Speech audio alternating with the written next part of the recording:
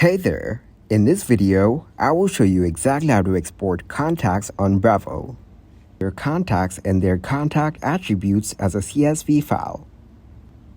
To export your contacts, first go to Contacts. Here, search for Contacts within All Contacts or select a list or a segment in the Load a List or Segment tab. You can also segment your contacts by clicking the plus Add a filter and choosing one or several conditions. Select the contacts you want to export. To select multiple individual contacts, select the checkboxes next to the contacts.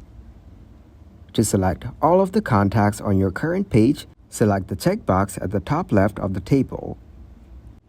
To select all of the contacts on your current list or database, select the checkbox at the top left of the table and click Select All Contacts.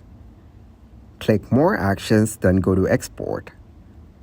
Select the attributes that you want to include in the export. The email attribute is required by default. Select the field separator that you want to use in your export file. Click on Export.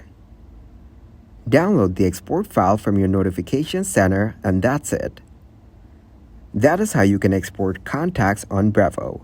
Thank you very much for watching, and don't forget to like the video and subscribe to the channel.